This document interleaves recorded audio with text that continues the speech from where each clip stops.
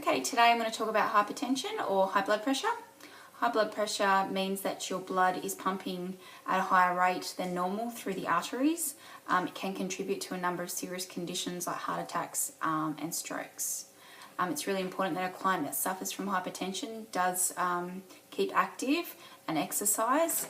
You need to incorporate cardio at a moderate level, and which can gradually be increased as their fitness increases. Strength training is also very important. It'd be important to keep the limbs below the heart level. So performing something like an overhead shoulder press would probably not be the best exercise to prescribe. So instead you could do an upright row. That might be better for someone who suffers from hypertension.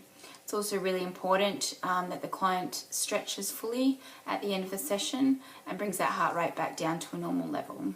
Of course, before beginning with a client with hypertension, they would also require a medical clearance before we could begin. So today I'm going to talk about lower back pain. It's very common, can cause difficulty in movement. It can be temporary or chronic. I always get the client to obviously see an allied health professional before beginning with them.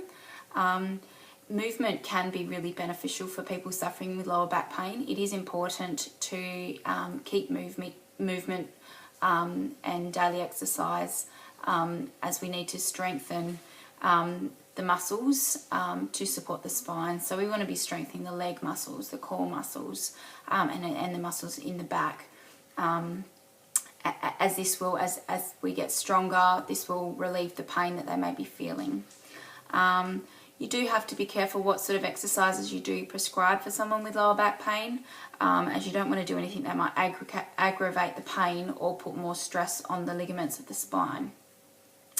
I would avoid jarring exercises like running on a hard surface or doing something like full sit-ups as well. I would probably, instead of running, maybe prescribe some swimming or water aerobics, something that has less impact on the client's lower back.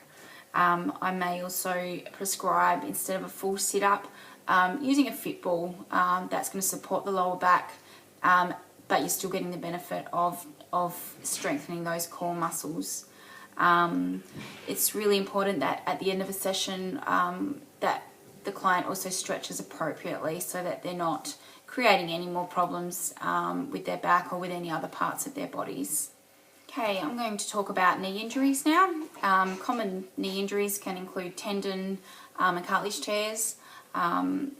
It's always really important that that the client that suffers from the knee pain has sought professional advice from an allied health professional before beginning with you. It's really important that the client warms up prior to exercise and also is wearing appropriate footwear that's going to support any impact.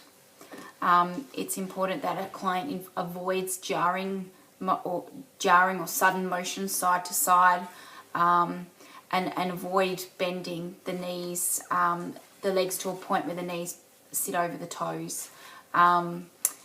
This will put too much pressure on the knee. So instead of maybe doing a lunge, a normal lunge, I would maybe prescribe a reverse lunge instead, as there's less impact and the client has a little bit more control doing this exercise than a forward lunge. We want to be doing exercises that are going to strengthen the leg muscles and the muscles around the knees. So like leg raises would be a good one, or like hamstring curls, because we want to make sure those muscles are nice and strong to prevent further injury as well. Obviously as well, like everything else, we want to make sure that they are stretching fully at the end of a session, and not doing any stretches that would impact on their injury further.